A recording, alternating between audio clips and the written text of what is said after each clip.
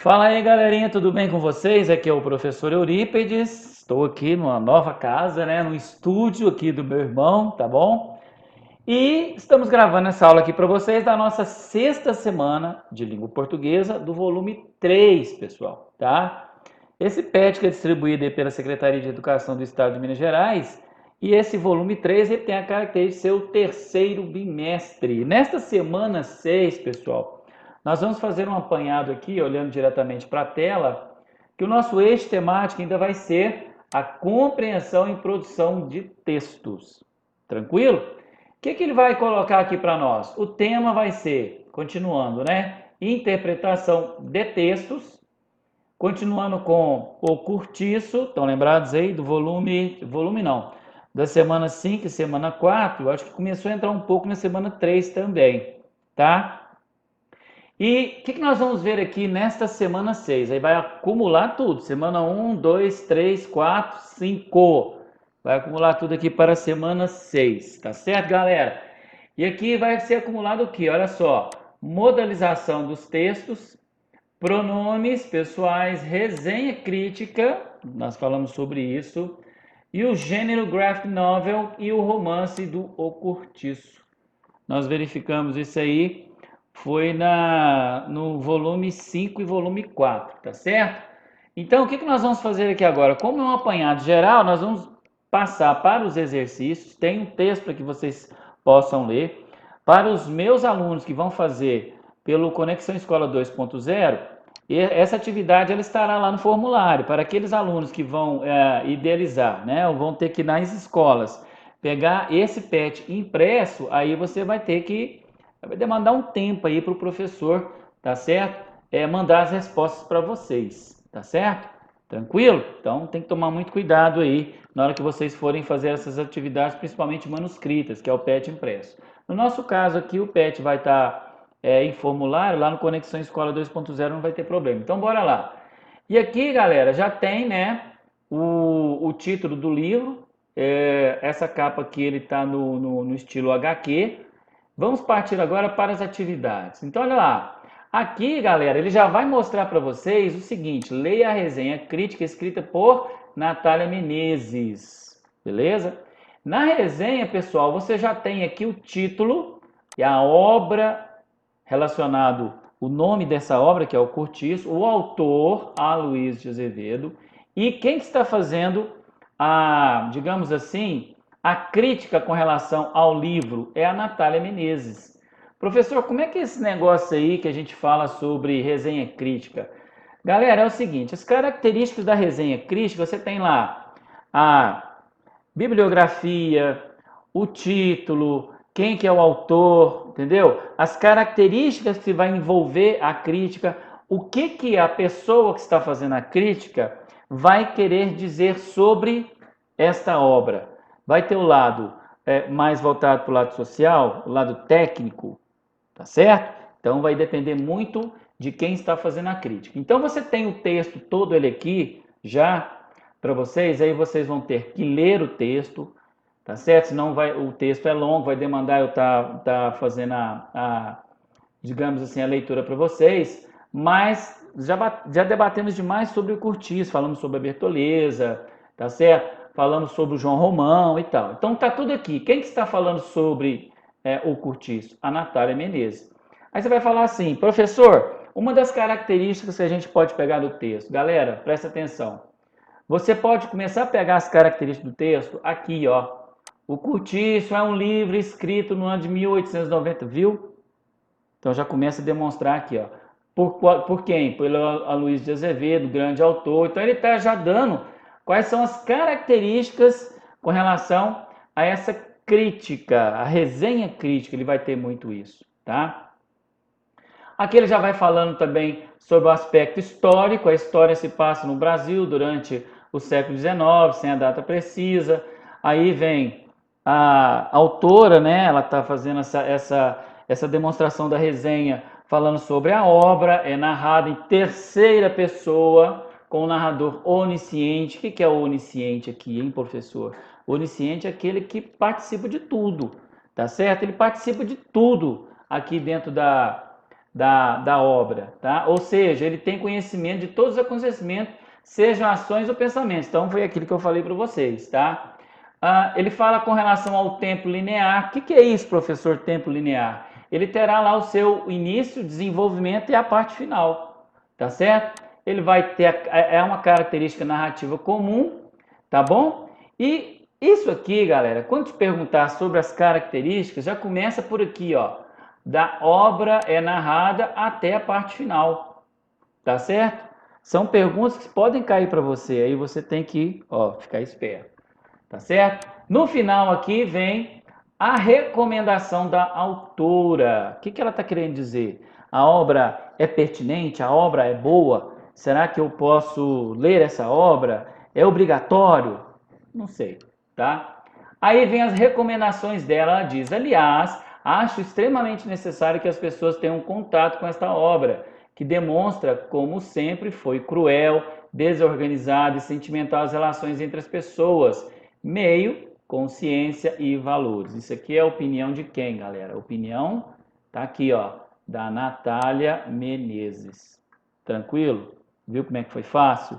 Então, já falamos para vocês quase que tudo, né, com relação a essa parte da resenha crítica. Então, tem essas características. Bora lá para o nosso exercício? Então, bora lá. Aqui ele já define, ó, aponte as características do texto que podem nos fazer definido como uma resenha crítica. Pô, tá de brincadeira, né? Acabei de falar isso aqui para vocês. Como é que você vai pegar isso? Olha, ele definiu aqui para vocês 3 linhas. Você pode pegar a partir daqui, ó, a obra até o final. Quais são as características que definem uma resenha crítica? Eu acabei de dizer para vocês. Se eu começar a falar aqui e começar a digitar aqui para vocês, vou estar dando a resposta. A tendência é que você leia e a partir do momento que eu já grifei aqui, né, já dei aqui tipo aquela marca texto, é por aqui que você vai descobrir quais são as características da resenha crítica. Pô, professor, você já está dando uma mão legal para nós aí. Então, beleza, tá? Número 2. Número 2 ele diz o seguinte, galera, olha lá. Leia os trechos seguintes reconhecendo os pronomes pessoais. Eu, tu, ele, nós, vós. Eles são os pronomes pessoais. Depois você deve identificar qual termo, o pronome reconhecido retoma o texto. Então, qual que é a função do pronome? Evitar aquelas repetições que a gente costuma colocar muito no texto. O professor Eurípides entrou na sala de aula, o professor Eurípides abriu o seu tablet. Esse tal do professor Eurípides está repetindo demais. O que você faz? Substitui por um pronome. O professor Eurípides está na sala de aula, ele abriu o tablet e assim sucessivamente você vai trabalhando. Lembrando também que a gente tem um pronome relativo, tá? É uma outra coisa que a gente vai falar lá na frente. Tá certo, galera? Então, o que será que o pronome vai retomar? Então, bora lá na letra A. Já sabe aqui que é o pronome pessoal, tá? Aqui já está dizendo, ó, identificar qual que é o tanto de pronome reconhecido. Então, pronomes pessoais, ó, pronomes pessoais. Viu como é que é fácil você identificar? Então, você não precisa se preocupar com pronome oblíquo, pronome do caso reto, nada não. Beleza? Então, bora lá. Letra A. O romance conta a história do caminho que João Romão percorreu para ficar rico, para conseguir atingir esse objetivo. Ele, que é dono do cortiço, explora os seus empregados e até comete furtos. Galera, olha só, presta atenção no número 2 aqui que ele está dizendo o seguinte para você. Leia os trechos seguintes reconhecendo os pronomes pessoais, tá certo? Depois você deve identificar qual termo o pronome reconhecido retoma no texto. Beleza, então olha lá. Você tem aqui o nome do personagem, João Romão. Tranquilo. Para que evite estar falando sempre no João Romão, aonde que um pronome pessoal está aqui, galera? Onde é que esse pronome pessoal está? Ele retoma a quem? Ao João Romão? Ele está retomando aqui, por exemplo, digamos, os empregados? Beleza? Se você observar aqui no texto, você tem João Romão. João Romão é quem que é o João Romão? Ele é o dono do cortiço. Olha, já falei o pronome. Ele é o dono do cortiço. Beleza? Então ele está pedindo aqui, ó, reconhecendo os pronomes pessoais. Então, qual o pronome pessoal que você vai usar aqui? Seria o eu? Seria o tu? Seria o ele? Qual que seria aí? Então você vai colocar aqui e vai explicar por que que você colocou o pronome ele, tá? Então é isso. Então ele está querendo dizer isso para você. Depois você deve identificar qual o termo do pronome reconhecido retoma o texto, no texto. Retoma quem? Olha lá, o João Romão. Qual que será o pronome, hein? Tranquilo? Bora aqui para a letra B. A obra é narrada em terceira pessoa, com o narrador onisciente. Ou seja, ele tem o conhecimento de todos os acontecimentos, seja ações ou pensamentos. Beleza. Aí, pô, já tá fácil isso aqui para vocês. Você tem lá, a obra é narrada em terceira pessoa, tudo bem. Com o narrador onisciente, ou seja, esse pronome aqui, você já encontrou, claro, você vai escrever aqui, ele está retomando a quem? Onisciente ou a obra narrada? É isso que ele está querendo perguntar para vocês, a mesma coisa da letra A. Entenderam? Já até verifiquei aqui, já estou dando a dica sobre a parte do pronome. Mas você vai ter que explicar. Você tem que explicar isso aí, tá? Bora lá para a letra C. O narrador tem grande poder na estrutura da história e pode parecer imparcial. Mas, na realidade, ele entra diretamente em diversos pontos da narrativa, tornando-a próxima ou bastante da realidade daquele momento no país. Tranquilo? Olha, nós temos aqui dois pronomes. Você tem um pronome que está fazendo referência, tá? Você tem um pronome que está fazendo referência a alguma coisa lá atrás. Será que está fazendo referência ao narrador? Quem que é o narrador? Tá? E você também tem esse oblíquo aqui, ó, tornando a. O que que está tornando a? Seria os diversos pontos da narrativa. Será que está falando sobre ela ou será que está falando sobre o narrador ainda? Então nós temos essa característica aqui da questão da letra C. Tá bom? Então presta bastante atenção. Aí você vai explicar sobre o que que esse pronome está se referindo. Tranquilo? Percebe que nós estamos falando no conjunto, tá? De quase tudo. Beleza? Vamos lá para o número 3. Pessoal, então presta bastante atenção nessa aula. Nós temos aí os pronomes, tá certo? Pronomes pessoais, eu, tu, ele, nós, vós, pronome oblíquo, me, mi, contigo, consigo, o, a, lhe, beleza? Então pause o vídeo, tá com dúvida, não sei se eu dei uma aula sobre isso, retome aí para você poder entender, tá certo? Tranquilo? Então, são esses pronomes aqui que ele está pedindo para ti. E já aqui no número 3, ele diz o seguinte, vamos partir aqui primeiro então, já para a questão da pergunta, vamos supor que você estivesse fazendo o Enem, não dá tempo de você estar respondendo, aí tem 1 minuto e tanto para você poder responder, será que eu tenho que ler o texto todo? Então bora aqui, bora falar aqui, ó. O termo destacado é uma modalização feita pela autora. O que é texto destacado? Ele pode vir grifado, pode vir entre aspas, pode vir negrito. Então é esse aqui, ó. Sedutoramente. Então ele está pedindo o termo destacado, é uma modalização feita pela autora.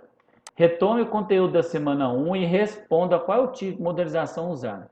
Quer saber qual o tipo de modalização? Nós falamos isso aí, foi lá na semana 1. Sedutoramente faz referência a que tipo de modalização? E você vai ter que explicar o porquê. Galera, é muito simples de você identificar no texto. Olha só. Sedutoramente vai estar ligado, olha só, diretamente, olha aqui, das emoções. Qual que é a modalização que trata do aspecto emotivo? Bora lá ver na semana 1 como é que era isso? Então bora comigo aqui. Agora estamos aqui na semana 1, lembra? Então nós vamos falar agora, novamente, com relação a, deixa eu marcar aqui, é isso aqui que ele está falando, ó. Modalização é feita por meio dos modelos que podem ser advérbios. Felizmente, olha lá o finalmente, tá? O final, desculpa, mente, o final lá, o finalzinho mente. Verbos intransitivos, nós falamos sobre isso aqui, os auxiliares e as expressões como é certo, é preciso. Então, ele está falando sobre os modelizadores. Mas esses modelizadores têm tipos.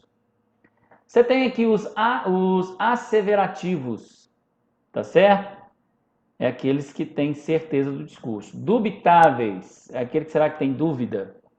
Delimitadores, então é aquele que vai te restringir para alguma coisa. Ó, daqui para frente você não pode fazer.